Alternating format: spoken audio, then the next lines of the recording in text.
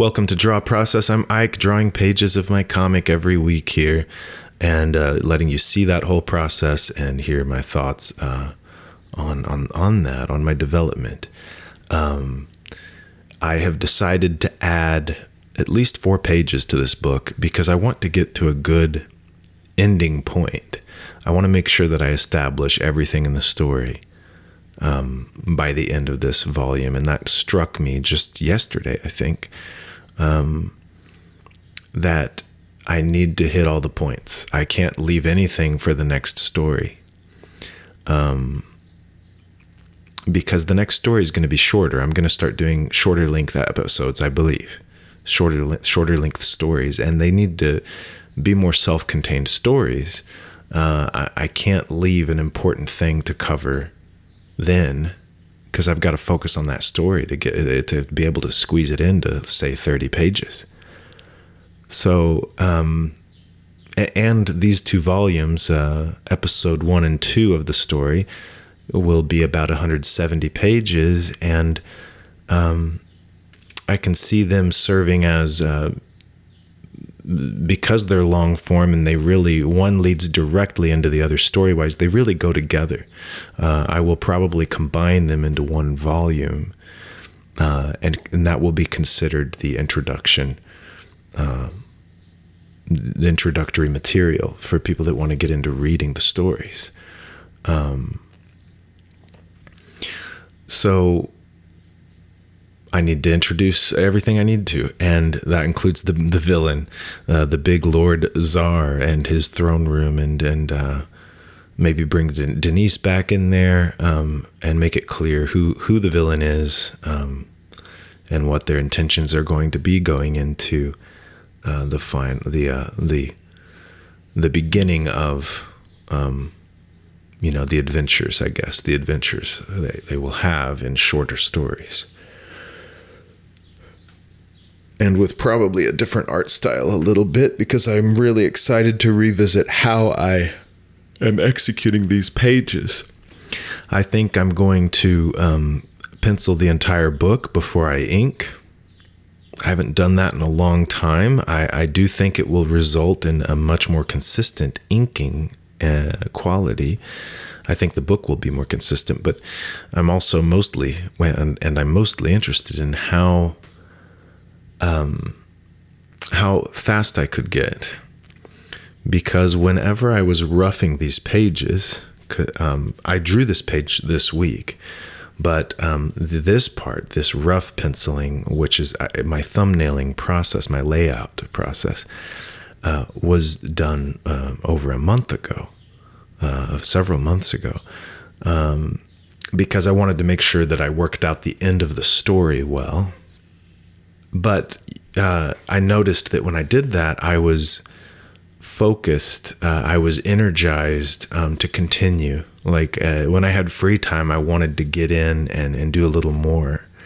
And because it was executed quickly, it felt good. It felt fast to be able to sit down and roughly sketch out like 3 pages in one day, or if I had 20 minutes, I could think, oh, if I sit down, I might be able to rough out a whole page. Let's go ahead and get one more done.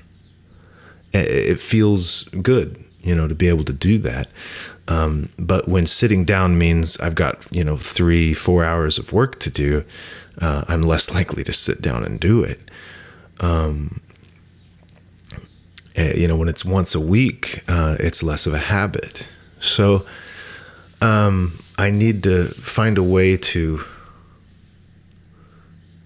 be motivated to have it in smaller pieces when I sit down to work. Like I can accomplish more in less time, kind of thing. Yeah, there's something about that I'm chewing on, that I'm feeling. I don't know that I have words for it, but something about accepting reality, accepting what I can and can't control, can do. I have less and less time to apply to my craft. Like in the past, if it took me 4 hours to draw a page, I thought, well, that's fast enough. I'll just I'll just make sure I have 20 hours, 12 hours, whatever per week to work on it. I can't do that anymore. It's not realistic. Not how I want to live my life. It's not what I'm choosing. So yeah, I'm over 10 years in now on this, making comic books. Time to grow up, yeah, I'm turning 40 here in a few weeks. It's time to grow up. So, that is inspiring. That is exciting. To think about, to just have this feeling really of how I want to execute this hobby, this craft. I don't usually use the word hobby because it's much bigger than that. It's a practice that should enrich my life. It makes life worth living. So it's a practice, but I want to continue my practice in an authentic way that's realistic, that enriches my life rather than messes it up. And I want my drawings, my pages I complete, the comics I produce, I want them to to convey something authentic, something inspired, right? I don't want to focus on improving and perfecting the art. I also don't want to try too hard on perfecting the storytelling. But I want it to be relaxed. I want it to seem like the person that drew this drew it. They sat down and they were excited to sit down and put their marks on the paper. They were grateful for the opportunity. They enjoy what they're doing. They enjoy these characters in this world. That they're not bogged down by it. They love it. They enjoy it. And they don't care what people think about the art or the story. They don't seem to be too worried about that. They don't have an ego there. They are just enjoying and grateful. And I'm trying to get there. And so I'm that motivates me greatly. I had mentioned getting a little burned out, maybe a month ago. And that feeling is going away because I'm more and more accepting of what there is, how things are, and I feel excited and inspired that there's something really good to learn here and something very good to do going forward. And right now, there's the patience of continuing the way I have done things to a degree. Right now, I need to finish this story before I make too many changes to my drawing style, the way I color the pages, the way I do these videos. I made a commitment to complete the book, to complete the videos. It is what needs to be done, and it doesn't matter how I feel about it. I'm going to do it.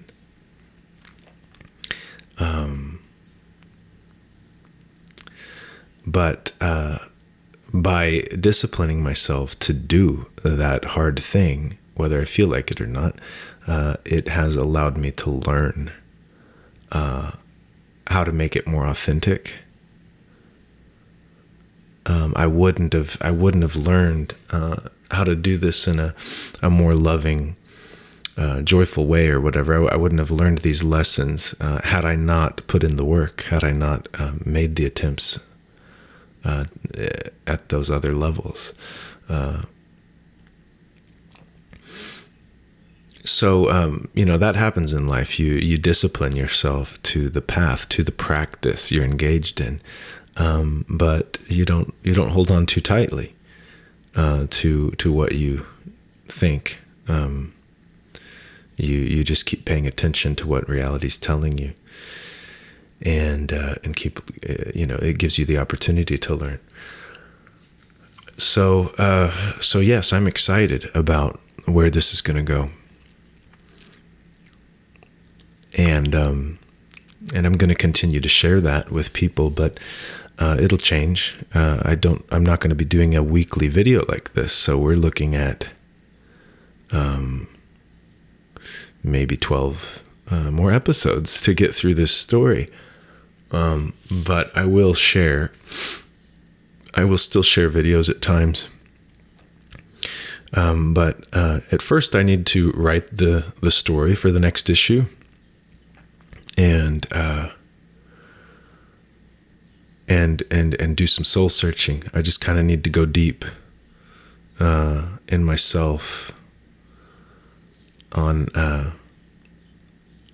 trying to figure out where I'm headed here next, and then I can refocus how I share that. So there may be a little gap there with maybe shorter update videos, but not necessarily draw process videos. But yes, it has been very helpful to have this channel and to be able to share this series with people, and I love the fact that it's going to exist for years and years and years. That's pretty cool. That in 10 years, it's still going to be there. This resource for the community that I'm so grateful for, and I'll be able to look back on how I was drawing then and where I was at in the journey I'm on here, of submitting myself to this practice. And seeing what I will learn about myself and about things. Excited to do it. Less time. I'll be putting less time in, though. But, maybe, who knows? Maybe I'll find a way to do 30 minutes or an hour every morning. That would be interesting to just approach it that way instead of what I currently do, which is I find a 2 to 4 hour chunk of time to sit and work and postpone until then. But that would seem more honest, more authentic. What I just did there on the screen is I realized that by lowering I was adjusting the mast on the boat, that's the small boat that they had used to come over. It was too tall based on what I've realized after updating and finishing the prior pages. But by lowering it down, it really messed with the composition. There was way too much sky there. So I decided to expand the panels above and kind of split the difference. So showing a little more of the characters in the panels above, and that way cropping off some of the top of that panel. Yeah, I wonder. Yeah, I think the discipline's gonna be important in this next iteration I'm gonna have on my practice. The discipline is still important, but it's going to be different. It might look like 30-minute chunks of time. It might look like a very different focus. Right now, there's more focus on constructing the environments and the figures. Maybe too much focus. Because the story and the panel flow and stuff, that might be more important.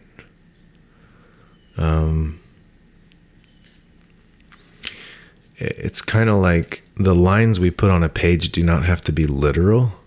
You do not have to literally identify everything and outline and use lines to show everything. You can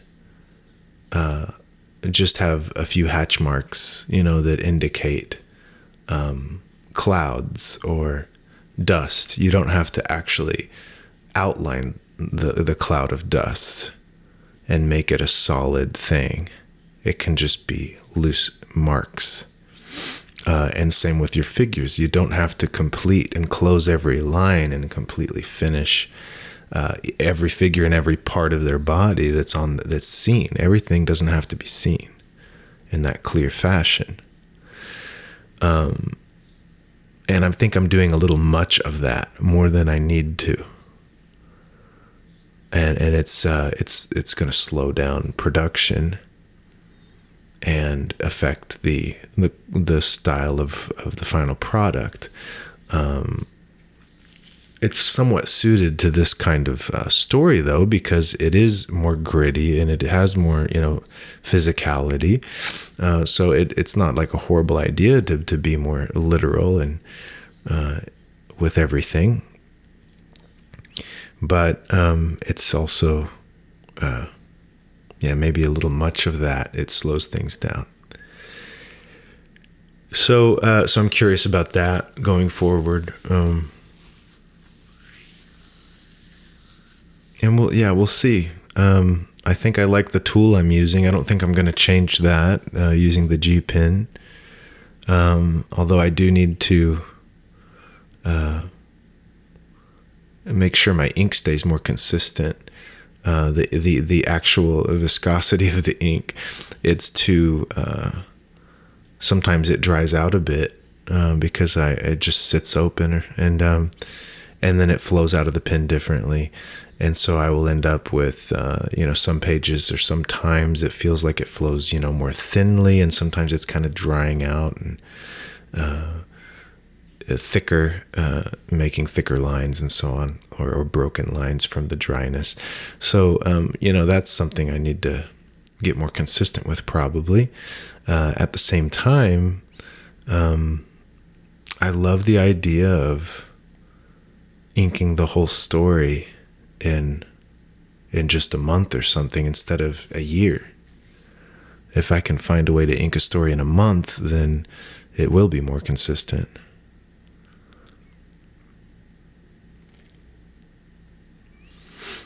You'll see with the inking how I am going in to add my hatching lines and sometimes adding extra ones. I am still being careful to start on the left and move towards the right so that my hand doesn't smudge it too much. So that's why I completed most of the left part of this panel first.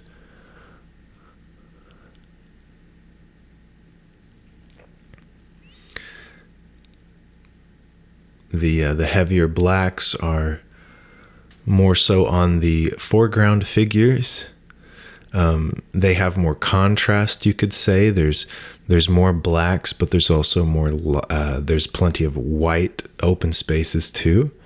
So high contrast on the foreground figures.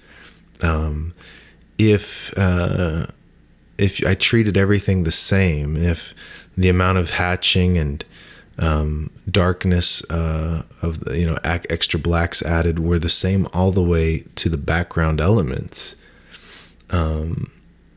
then it would definitely it wouldn't show the depth very well.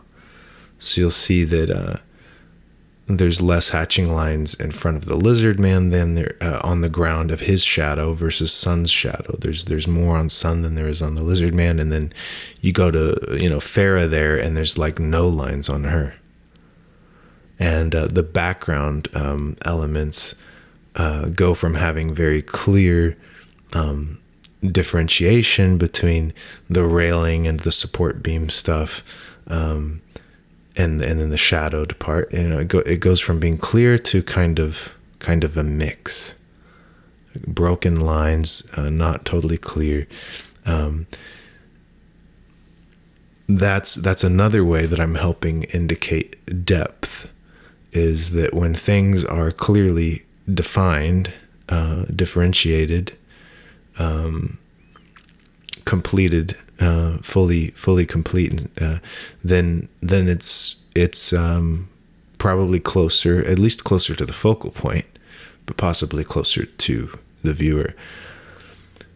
And as things fall into a background element, they can break up. They don't need to be so clear.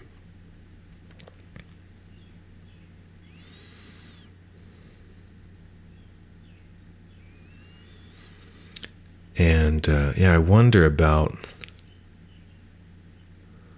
I guess it's working out okay, but whenever you have really small figures on the screen, here for you, on the page that you're drawing, they start to get distorted. If you're going to define their features, their body parts, then they're not very accurate anymore because they're just too small. These small rectangles just can't capture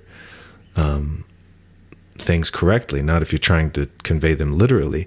But if I leave out any defining characteristics, if I leave out the literal parts, for example, that little captain in the background, there's some lines showing his skirt, and there's the belt, there's a line to show the belt. If I leave out those defining characteristics to get a more accurate outline of him or something, then it's also a little bit harder for the reader to know who that is. I need to provide some of those characteristics, but again, by doing that, I'm abstracting from reality much more. I guess that's something I think about but I know that in the past I didn't like to draw people super small, and now I'm getting more comfortable with that. I'm getting more and more comfortable with atmospheric effects, like having dust and stuff that's obscuring your vision, which would break up the lines in the background and stuff.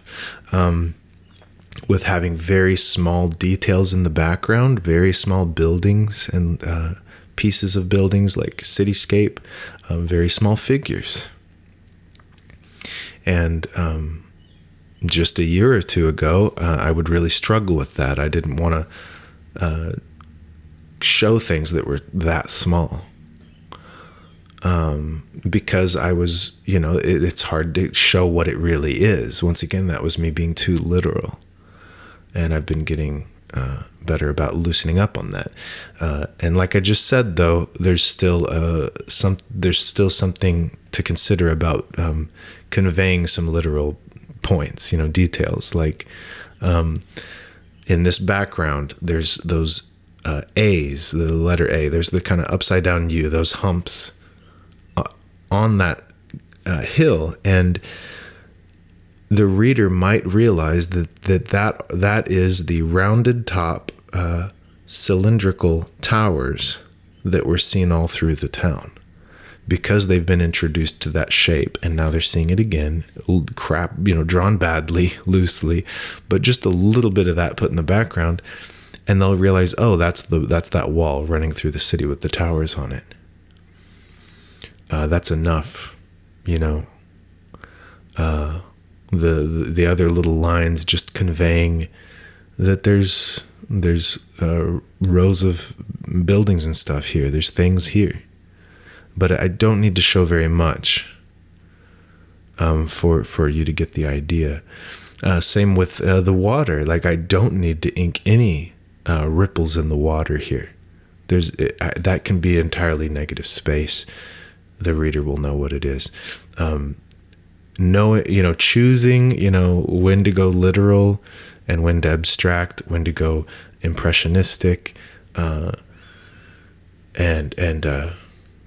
even within the same panel, that's personal choice, that's style, and that's the hard work of drawing comics. That's when you're new at it, you might go literal with everything, but eventually you'll learn to loosen up on that. You don't have to do that.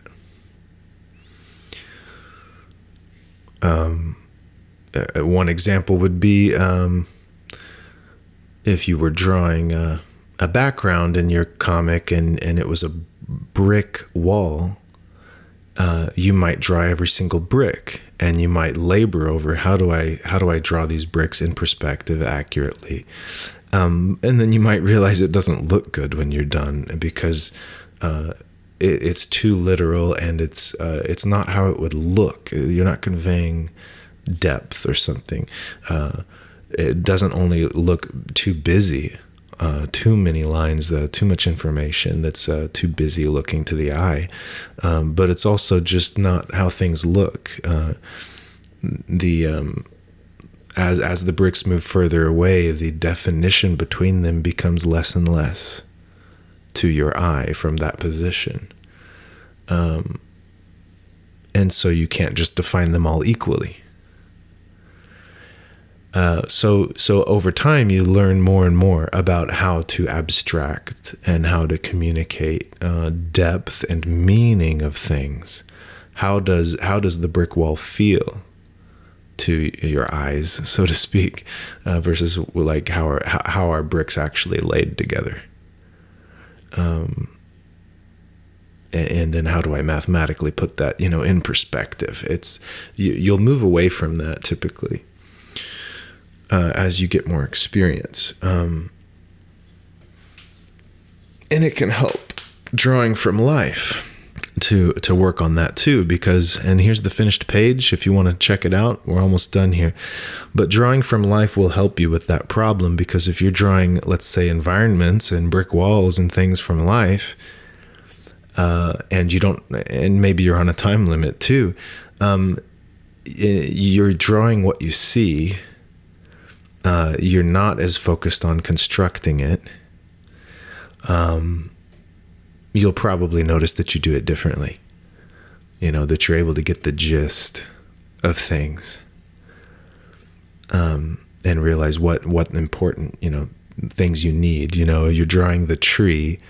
Do you draw every leaf, or can you give the feeling of a leaf, of a clump of leaves by certain movements, certain gestures of your wrist, certain line shapes that you throw in quickly? So you'll learn about that, and at what point you can leave out detail and just let it be, hatched in, or disappear into black or white.